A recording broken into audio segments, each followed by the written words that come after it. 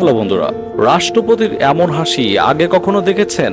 তিনি ছিলেন এমন একজন নেতা যিনি রাষ্ট্রপতির গম্ভীর মুখোশের আড়ালে রেখেছেন প্রাণখোলা হাসি, সরলতা আর মানুষের প্রতি ভালোবাসা।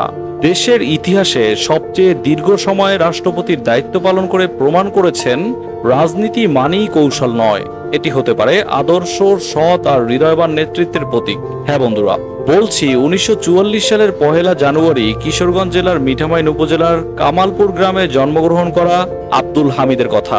একজন সাধারণ কৃষক পরিবারের সন্তান, ছোটবেলা থেকেই ছিলেন মেধাবী, পরিশ্রমী ও স্বপ্নবান। গ্রামের স্কুলে প্রাথমিক শিক্ষা শেষে তিনি কিশোরগঞ্জ সরকারি হাই স্কুল ও পরে ঢাকা সিটি কলেজে অধ্যয়ন করেন। আইন বিভাগে পড়তে এসে ভর্তি হন ঢাকা বিশ্ববিদ্যালয়ে, যেখান থেকে তার রাজনৈতিক যাত্রা শুরু। তবে তার রেজাল্ট খারাপ হওয়ার কারণে ঢাকা বিশ্ববিদ্যালয়ে তার চান্স হয়নি। তবুও তিনি দুমড়ে মুচড়ে যাননি। ছাত্রলীগের সক্রিয় কর্মী হিসেবে রাজনীতিতে প্রবেশ করেন। 1970 সালের নির্বাচনে তিনি পূর্ব পাকিস্তান প্রাদেশিক পরিষদের সদস্য নির্বাচিত হন। এরপর বঙ্গবন্ধু শেখ মুজিবুর রহমানের আহ্বানে মুক্তিযুদ্ধে সক্রিয়ভাবে যুক্ত হন। 5 বার সংসদ সদস্য নির্বাচিত হন।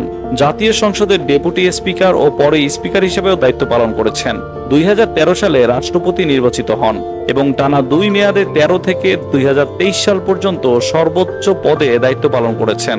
রাষ্ট্রপতি আব্দুল হামিদ ছিলেন ভিন্ন ধাঁচের মানুষ। তিনি ছিলেন মানুষকেন্দ্রিক, সোজাসাপটা ও মজার ভাষায় কথা বলা একজন নেতার প্রতিচ্ছবি। অনুষ্ঠানে প্রোটোকলের বাইরে গিয়ে সাধারণ মানুষের সঙ্গে হাত মেলানো, হাসি মুখে কথা বলা তার অভ্যাসে পরিণত হয়। তিনি এক পরিপূর্ণ পারিবারিক মানুষও বটে। স্ত্রী রাশিদা হামিদ একজন শিক্ষিত, মেধাবী ও মার্জিত নারী ছিলেন। তার পরিবার শিক্ষা, নীতিবোধ ও মানবিকতার এক দৃষ্টান্ত।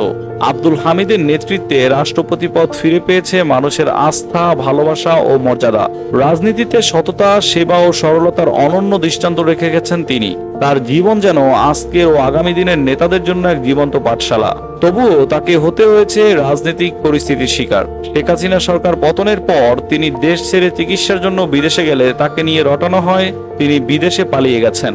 অথচ সেই মানুষের মুখে চুনকালি মেখে তিনি আবারও বাংলাদেশের মাটিতে পা রেখেছেন। এ যেন রাজনীতিতে এক বিরল দৃষ্টান্ত। একজন মানুষ কতটা বিনয়ী, হাস্যরসিক এবং দায়িত্ববান হলে দেশের সর্বোচ্চ পদে থেকেও সাধারণ মানুষের ভালোবাসায় এতটা সিক্ত হতে পারেন। রাষ্ট্রপতি আব্দুল হামিদ তাই আমাদের শিখিয়েছেন। তিনি ছিলেন মানুষের রাষ্ট্রপতি, হৃদয়ের প্রেসিডেন্ট। বন্ধুরা, আব্দুল হামিদের জীবনীটি কেমন লেগেছে তা অবশ্যই কমেন্টের মাধ্যমে জানাতে ভুলবেন না। ভিডিওটি ভালো লেগে থাকলে অবশ্যই স্টোরি বক্সটি সাবস্ক্রাইব করে আমাদের সাথেই থাকুন।